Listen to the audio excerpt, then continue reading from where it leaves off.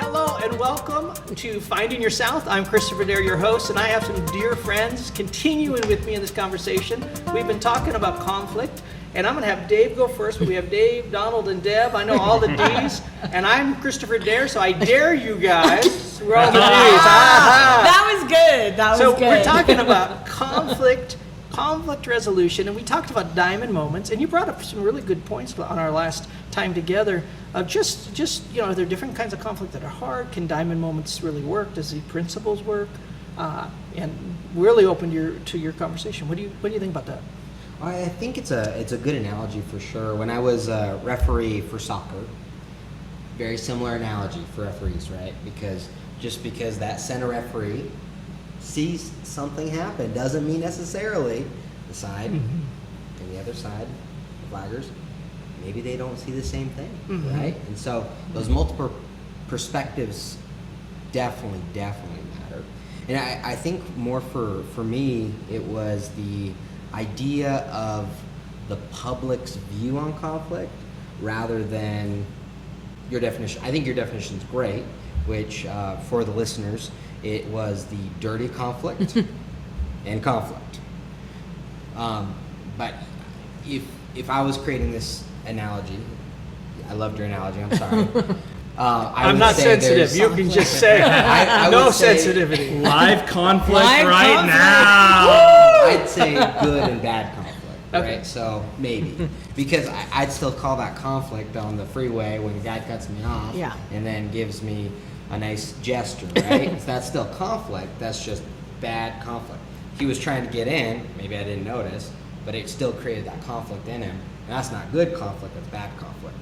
So Let me pause you for a second. But wouldn't that still give you an opportunity, even if you can't talk to them, to respond correctly and actually remind you of a few things personally? And I see Sure. that because people are going to cut you off in life all the time, and if you weren't around responding negatively to things all the time, then I don't know. What do you think of that? Well, I mean, if an invading army decided to invade America and we decided to defend our borders, is that a good or a bad thing? Well, is that good conflict? I would say the difference between reacting and responding I is something agree. to think about. Because a reaction means we could overreact and blow a bunch of people up that maybe we don't know why they're really there. Sure. If we responded, maybe we build the wall. I don't know. I'm just kidding, but not kidding. Yeah. But maybe we put up the right amount of defense that needs to be there.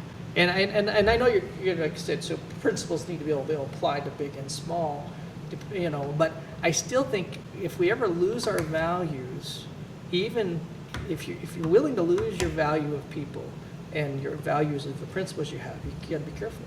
Yeah, no, and I agree. How we respond to bad conflict should be with excellence, grace, but I'm going to tell you what, if someone's going to hurt my 5-month-old baby, we're going to have conflict. Yeah. I mean, that's the bottom line. That's my baby, right? I understand. And so I'm not going to go for a walk with him and be like, hey, what's actually going on here? No, you just tried to hurt my baby. That's not okay. That goes in dad mode, defensive. My family matters the most, right? So, and that's not going to be the same thing as if someone cuts me off in the freeway and throws me a bird, right? That's going to That's be a true. different. That's going to be a different conflict. But I think I'd say what you just said, though, your values are showing. I'd say with the love you have for your kids showed very clearly, and that's a value piece, which is probably a whole nother conversation, but it is a value piece. So, how about you guys? What do you think? Well, I would say I'm not really good at conflict because I'm like the peacekeeper. I like everybody to be happy. Like, how can I solve your problem? I'm more the what can I do to make you happy? How can I help you? And I feel like a lot of people want to be more like the conflict. They want to be, are you right or wrong? I want to be like, how can I be in, I'm Switzerland and I can't help that. I'm Switzerland and I will always be Switzerland. But if somebody was harming my child, yes, I would have to be a little bit tougher, Debbie. But I think at the end of the day, I feel like I would say, I don't know, it sounds crazy, what would Jesus do in a sense? Oh, it's not crazy. I'm just saying that I will always take the road of how can I be the best version of me? My dad used to say, just love. Just love. How do you love? You love with not hate. You love with not being angry at somebody. You love with forgiveness. So for me, I would rather say, okay, you just cut me off. Okay, fine. Like I'm just gonna keep going, and I'm not gonna reply. I'm just gonna be me. I'm gonna be quiet. I'm gonna be sensitive, and I'm gonna be good. But that's me. I'm not I want to be peaceful, but everybody's different. I feel like we need to give people grace. I don't know what they're going through. They may have just had a really crappy day, and they're like, I just had a really crappy day, and I didn't realize I just cut you off, but I'm really sorry. And we're like going, why did you cut me off? And he's like, I really didn't know I did. I'm so sorry. Or like, and I'm an old lady driving really slow. Like, don't be yelling at me. I'm afraid to drive on the freeway. But we don't know what they're going through. So for me, it's really about stepping back and saying, I don't know what you're going through. And we're going to get to a minute Yeah. of the different ways to approach. And it's interesting because these things I already know about you guys. I know. You as friends. We know no, but I'm saying, but isn't it like we all are different? Like, well, you're a lot like me. I think we're all like each other. But I am definitely not a conflict person. How would you? What would you do? And so I've always overall I've been a people pleaser my whole I know life, you- and so I try. He's like me. I try to like keep everyone happy and all, but I also recognize there is a time when conflict you can build on it. And on the car thing, just a sidebar, I always wish there was a way, because like there's days that, hey, my bad, I didn't see you, and they cut you off and they throw the middle, Right. whatever. I wish there was a way of hey, sorry, my bad. I Right. do that. I go, or thank you. I know, like there's that, Thank but you like, for letting me well, in. then they might get mad. They might think you're being passive. Because they just see aggressive. fingers. Yeah. I'm like, thank you, pray Well, hands. yeah, and I think for me it's like a value system, like thought process, right? So I feel and maybe this is a negative viewpoint, but I mean, even theologically, I believe there's a lot of evil in this world. There just is. There are bad things that Wish happen, there wasn't. but there is. And so how we view that and how we respond with grace and love is definitely important, right? But See, and this can go real deep in the sense of this. Some people think that being gracious means you don't stand up for what's right. You still can stand It's, up. I'm saying it's not true at all, actually. I agree. Matter of fact, the strongest, most graceful people will stop you from doing what you should not do. Right, And like- you will not touch my child. right. You will not. In a graceful way. You will not come in and harm my debt. You will not come in and harm my friend. I will not let you sit here and be like, oh. And it's funny because people think that that's what kindness is or something. That's not kindness. That's not graciousness. That is not those things. But hold on, let me go through some of these because there's a guy named Kilman, and he created this theory, and that's what's sitting in front of you, and you can Okay. take it later. But he came up with 5, and he purposely says none of these are wrong, but there are different outcomes to them. And something for you guys to think about. And you're welcome to say what you want about them, but think about it because you guys also hit on some of the ones that might have some lose-win situations instead of it just being positive. So the first one I'm going to talk about is those who avoid conflict.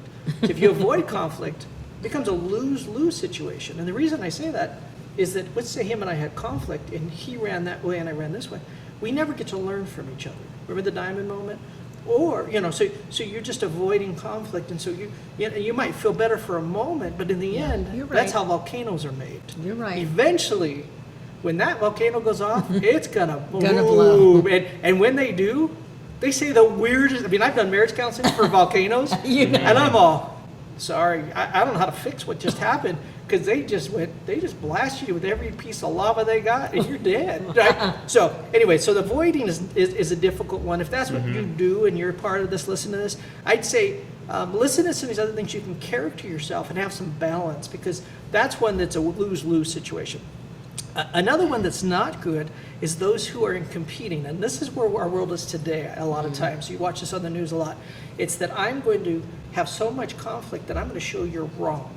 It's not just that I'm right, you're wrong. And so you have this competing, so somebody has to lose or win the conversation. And when you have that, there's always a win and someone who loses. And that means my perspective is better than yours.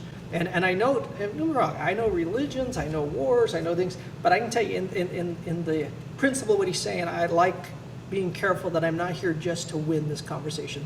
That's what I used to do that's debaters do that, and that kind of thing. And then we have accommodating. Accommodating is someone who just says, well, you have a conflict, I'm like, I'm just going to let you do what you do. I'm not going to stand up for myself. And the problem with that is that the still lose win because they never get to hear it. Now, these other two are the balanced approaches. And I say that if you hit any of those other ones, I just encourage you to find some balancing characteristics. It's the difference in collaborating or compromising. So collaborating is the idea is that you find common ground, that we're willing to work together. If you have a certain desire, an average desire, maybe can they both be on the table? If they can't, can a part of that just, we're not actually compromising because I still get to stand for what I think is true. And like as a Christian, I can just tell you there's certain things they're never going to compromise for me.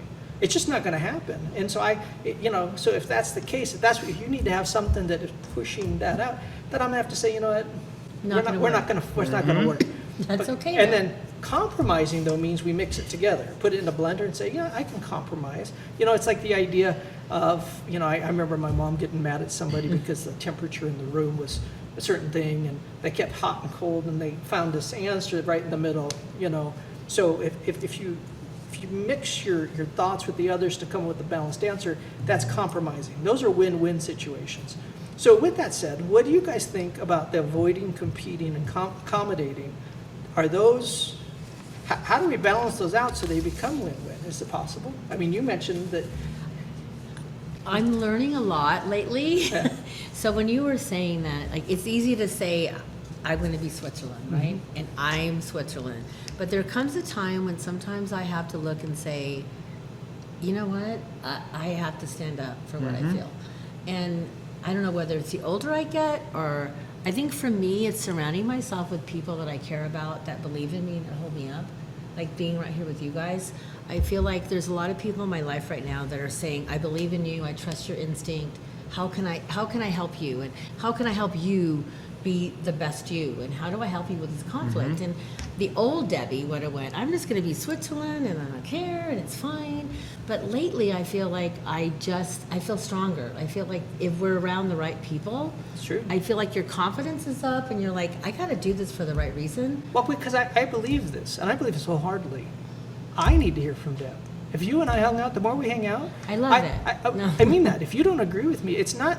I'm okay with you and agreeing with me on something, but I need to see your perspective because I Right. value you. But, and and you're that's smart. just what I'm saying. Yeah. I value all three of you. Like I've now, I'm just, thank goodness I've been on your show and I love what I'm learning about you, but I've known these guys for a long time and I feel like we're a lot alike.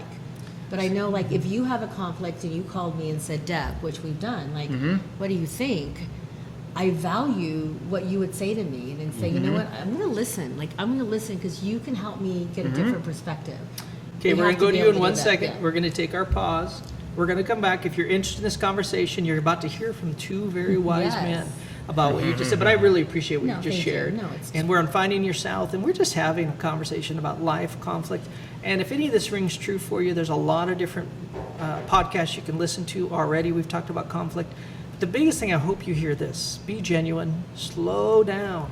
Make sure that you're hearing your heart, your mind, and seek out some good advice. So anyway, we'll be back in just a moment to continue this conversation.